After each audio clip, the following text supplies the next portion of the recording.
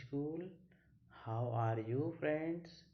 Today we see chapter 3 of 10th class English, The Rainbow of Expense. Watch the video from start to end. If you like the video, then please like and share. आइए हम chapter 3 of expense का solution कर लेते हैं। ठीक है, इसमें हम फर्स्ट क्वेश्चन देखते हैं। How should prudent spending of riches be done. Question बहुत अच्छा है, क्वेश्चन को ठीक से समझेगा। धन का विवेकपूर्ण व्यय कैसे किया जाना चाहिए। ठीक है, धन का विवेकपूर्ण व्यय कैसे किया जाना चाहिए। ठीक है, इसका आंसर है riches are meant to be spent wisely. धन का मतलब, ठीक है, धन का मतलब बुद्धिमान से खर्च करना है। ठीक है, बुद्धिमान से खर्च करना है। They are not meant to be wasted. वे बर्बाद होने के लिए नहीं है। ठीक है, वे वेस्ट होने के लिए नहीं है। They should be spent for honour and good actions. उन्हें सम्मान और अच्छे कार्यों के लिए खर्च किया जाना चाहिए। ठीक है, उन्हें सम्मान और अच्छे कार्यों के लिए खर्च किया जाना चाहिए। दे should be spent keeping in way the worth of the occasions. उन्हें मौके की कीमत को ध्यान में रखते हुए खर्च किया जाना चाहिए। ठीक है, उन्हें मौके की कीमत को ध्यान में रखते हुए खर्च किया जाना चाहिए। सच स्पेंडिंग और नॉन और प्रूडेंट स्पेंडिंग्स, इस तरह के खर्चों को विवेकपूर्ण के रूप में जाना चाहिए। ठीक है, विवेकपूर्ण खर्च के रूप में जाना चाहिए। ठीक है, नेक्स्ट क्वेश्चन देखते हैं। Question number 2। क्वेश्चन नंबर 2 में बताया गया है what are the two motives of for sacrifice of all the possessions. अन्य सभी संपत्तियों के बलिदान के लिए दो उद्देश्य क्या है। दो उद्देश्य क्या है, इसका आंसर आएगा every man has the number of possessions. हर आदमी के पास कई सारी संपत्ति होती है। ठीक है, हर आदमी के पास कई सारी संपत्ति होती हैं। They includes his state, his regular income and his casual getting. उनमें उनकी संपत्ति, उनकी नियमित आय, ठीक है, रेगुलर संपत्ति आय और उनके आकस्मिक अवकाश शामिल हैं। Honor and good action are the two motives for the sacrifice of all other possessions. अन्य सभी संपत्तियों के त्याग के लिए सम्मान और अच्छे कार्य को दो उद्देश्य हैं। ठीक है, एक बार फिर से सारा समझ लीजिएगा। हर आदमी के पास कई सारी संपत्ति होती है। ठीक है, यूरी मैन है द नंबर ऑफ पोसेशंस। हर आदमी के पास कई सारी संपत्ति होती है। उनमें उनकी संपत्ति, उनकी नियमित आय और उनके आकस्मिक अवकाश शामिल है। ठीक है, आकस्मिक अवकाश शामिल है। अन्य सभी संपत्ति के त्याग के लिए, ठीक है, त्याग के लिए सम्मान और अच्छे कार्य के दो उद्देश्य हैं। ठीक है, सम्मान और अच्छे कार्य के दो उद्देश्य हैं। ठीक है, नेक्स्ट क्वेश्चन देखते हैं। Question number 3। What is bacon advice and extra ordinary expenses. Bacon की असाधारण खर्चों पर क्या सलाह है। बैकन की असाधारण खर्चों पर क्या सलाह है, इसका आंसर आ जाएगा in the easy of expenses Francis bacon gives us an advice. Expense के निबंध, ठीक है, ऐसे मीन्स होता है निबंध। ठीक है, एक्सपेंस के निबंध में फ्रांसिस बैकन हमें एक सलाह देते हैं। हमें एक सलाह देते हैं। He says that we should limit our extraordinary expense keeping in view the worth of the occasions. वह कहता है कि हमें इस अवसर को ध्यान में रखते हुए अपने असाधारण खर्चों को सीमित करना चाहिए। वह कहता है वह कहता है कि हमें इस अवसर को ध्यान में रखते हुए अपने असाधारण खर्चों को सीमित करना चाहिए। This means the people should be discreet in spending money. इसका मतलब है कि लोगों को पैसा खर्च करने में विवेक होना चाहिए। ठीक है, इसका मतलब यह है कि लोगों को पैसा खर्च करने में विवेक होना चाहिए। ठीक है, नेक्स्ट क्वेश्चन देखते हैं। Question number 4, what are Bacon views on servant and employees. नौकरों, सर्वेंट मीन्स होता है नौकरों और कर्मचारियों, एम्प्लॉयज मीन्स होता है कर्मचारी। ठीक है, तो नौकरों और कम कर्मचारियों पर बेकन के विचार क्या है? बेकन के विचार क्या है? इसका आंसर आएगा Bacon holds adverse views on servant and employees.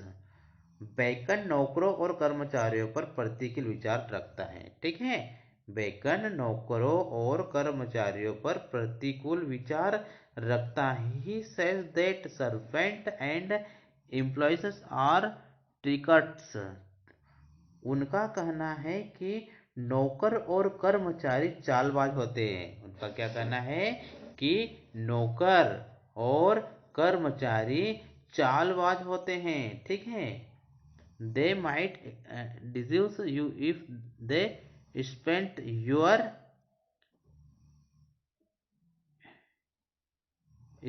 your money on your behalf। यदि वे आपकी ओर से आपके पैसे खर्च करते हैं तो वे आपको धोखा दे सकते हैं। ठीक है, यदि वे आपकी ओर से आपके पैसे खर्च करते हैं तो आपको धोखा दे सकते हैं। They may also exploit you by keeping some money with them। वे आपके साथ कुछ पैसे रखकर आपका शोषण भी कर सकते हैं। ठीक है, वे आपके साथ कुछ पैसे रखकर आपका शोषण भी कर सकते हैं। They may also exploit you by keeping some money with them. ठीक है,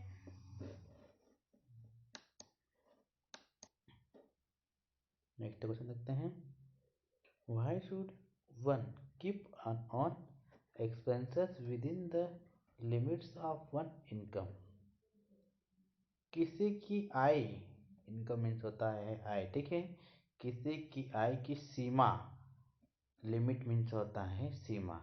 किसी की आय की सीमा के भीतर किसी का खर्च क्यों रखना चाहिए? किसी का खर्च क्यों रखना चाहिए? इसका आंसर आएगा some people are quick spend. कुछ लोग काफी खर्च करने वाले होते हैं। ठीक है, कुछ लोग काफी खर्च करने वाले होते हैं। They spend lavishly. वे दिल खोलकर खर्च करते हैं। ठीक है, दे स्पेंड लेविशली। वे दिल खोलकर खर्च करते हैं। They don't keep their expenses within the limits of their income. वे अपने खर्चों को अपनी आय की सीमा के भीतर नहीं रखते हैं। ठीक है, वे अपने खर्च को अपनी आय की सीमा के भीतर नहीं रखते हैं। They become the object of decay sooner of later. वे क्षय जल्दी या बाद में वस्तु बन जाते हैं। Hence one should keep on his expense within the limits of one's income। इसलिए किसी को अपनी आय की सीमा के भीतर अपने खर्च को रखना चाहिए। ठीक है, इसलिए किसी को अपनी आय की सीमा के भीतर अपने खर्च को रखना। नेक्स्ट क्वेश्चन देखते हैं, question number 6। What will be the fate of a man who is plentiful in expense of all kinds.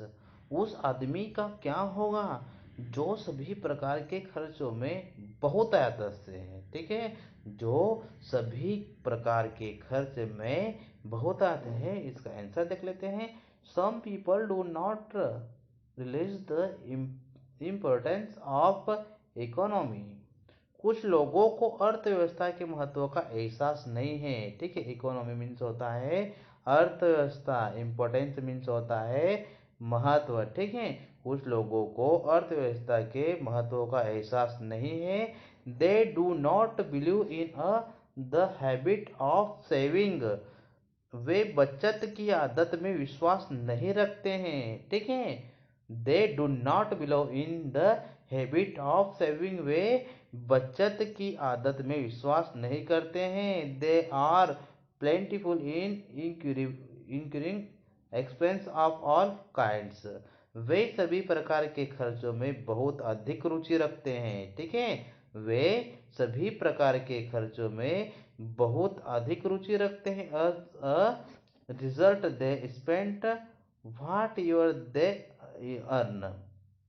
परिणाम स्वरूप वे जो भी कमाते हैं उसे खर्च कर देते हैं। ठीक है, वे जितना भी कमाते हैं या जो भी कमाते हैं उसे खर्च कर देते हैं। Thus their pocket are emptied continuously and they fall into the grip of decency। इस प्रकार उनकी जेब कंटिन्यूसली और लगातार, कंटिन्यूस आता है लगातार खाली हो जाती है और वे गरीबी की चपेट में आ जाते हैं। ठीक है, नेक्स्ट क्वेश्चन देखते हैं। Where does one tend to be plentiful in expense? व्यय में बहुतायत कहाँ होती है? व्यय में बहुतायत कहाँ होती है? इसका answer one tends to be plentiful in matters of diet and in the hall. आहार के मामले में। ठीक है, आहार के मामले में और हाल में एक व्यक्ति को बहुत आनंद मिलता है। These are the important matters. वे महत्वपूर्ण मामले हैं। ठीक है, वे महत्वपूर्ण मामले हैं। Beside he should be saving in costumes in stable and the like.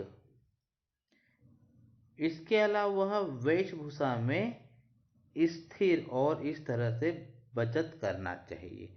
Otherwise the economic balance will be disturbed. अन्यथा आर्थिक संतुलन गड़बड़ा जाएगा। ठीक है, अन्यथा जो उनका संतुलन रहता है, जो उनका बैलेंस रहता है, वो डिस्टर्ब हो जाता है या फिर गड़बड़ा जाता है। ठीक है, नेक्स्ट क्वेश्चन देखते हैं। Why is hastily selling disadvantages. जल्दबाजी में बेचैनी क्यों है? जल्दबाजी में बेचैनी क्यों है? इसका आंसर है sometimes a man wanted to dispose of his state. कभी कभी, सम टाइम मीन्स होता है कभी कभी, एक आदमी अपनी संपत्ति का निपटान करना चाहता है। ठीक है, जो उसके पास संपत्ति रहती है उसका निपटान करना चाहता है। ही should be very careful in it. उसे इसमें बहुत सावधानी बरतनी चाहिए। ठीक है, उसे इसमें बहुत सावधानी, वेरी केयरफुल इन इट। ठीक है, उसे इसमें बहुत सावधानी बरतनी चाहिए। If we make undue haste in selling our state we should be duped by the middleman. अगर हम अपनी संपत्ति बेचने में जल्दबाजी करते हैं तो हमें बेचौलिए द्वारा धोखा दिया जाएगा। It would pinch us life long because haste make waste. तो हमें बेचले द्वारा धोखा दिया जाएगा, वह यह हमें आजीवन चुटकी लेगा, क्योंकि जल्दबाजी बेकार कर देते, क्योंकि हम अगर जल्दबाजी करेंगे तो हमें बेकार कर देगी। ठीक है।